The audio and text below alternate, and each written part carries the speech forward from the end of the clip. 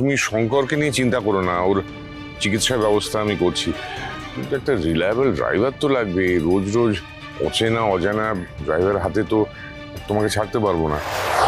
Coffee তো ঠান্ডা হয়ে গেছে, আপনি দাঁড়ান, আমি গরম করে আনছি। না না, ওসব লাগবে না, আমায় এক্ষুনি বেরোতে হবে কুসুম না, কারণ অলরেডি দেরি হয়ে গেছে। আমাকে অনেক জায়গায় কাজের খোঁজ করতে হবে। এখান থেকে বেরোতে দেরি হলে আমি সব জায়গায় পৌঁছতে পারবো না। না ছোট সাহেব, আপনাকে খালি পেটে আমি বাড়ির বাইরে বেরোতে দেবো না। আপনি বসুন, আমি নিয়ে আসছি।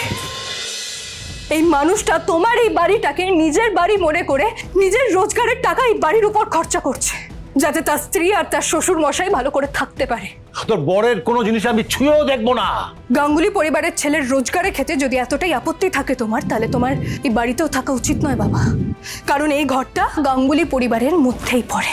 হ্যাঁ হ্যাঁ, এক্ষুনি চলে আসছি, এক্ষুনি। শঙ্কর, শিগগিরই গাড়িতে উঠে, একদম দেরি করা যাবে না। হ্যাঁ কর্দমা, বসুন না। তাড়াতাড়ি।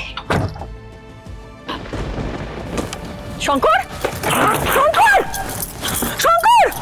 দেবী মায়ের গলা না? রাজ, কি হয়েছে?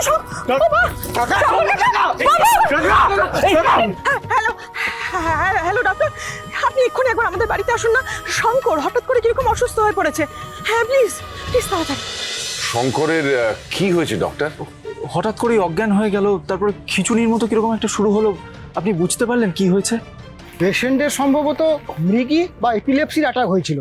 এর আগে কি কখনো এমন হয়েছিল? না ডাক্তার বাবু, বাবার এই রোগ নেই। কিন্তু সিমটম তো সেরকমই। আপাতত যতদিন না সমস্ত টেস্ট হচ্ছে এবং টেস্ট রিপোর্ট দেখে সমস্ত ট্রিটমেন্ট শুরু করা যাচ্ছে, ততদিন পর্যন্ত কিন্তু ওনার খেয়াল রাখতে হবে।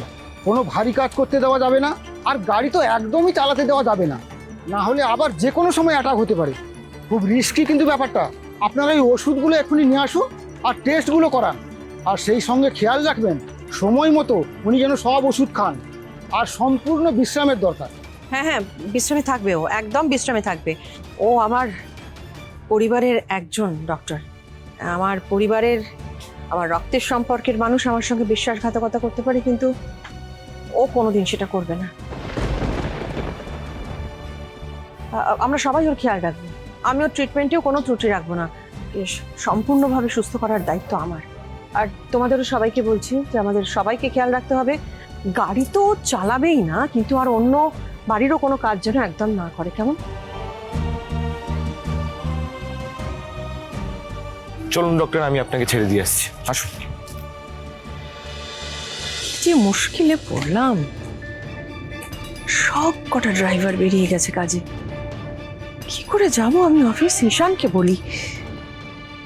বলছি যে তুমি শঙ্করকে নিয়ে চিন্তা করো না, ওর চিকিৎসার ব্যবস্থা আমি করছি। কিন্তু একটা রিলায়েবল ড্রাইভার তো লাগবে। রোজ রোজ অচেনা অজানা ড্রাইভার হাতে তো তোমাকে ছাড়তে পারবো না।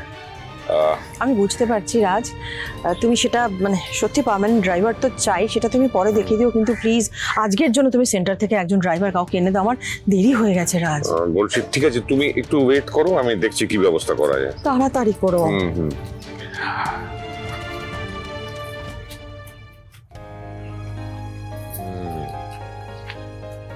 এখন তো একটাই ব্যবস্থার কথা আমার মাথায় আসছে।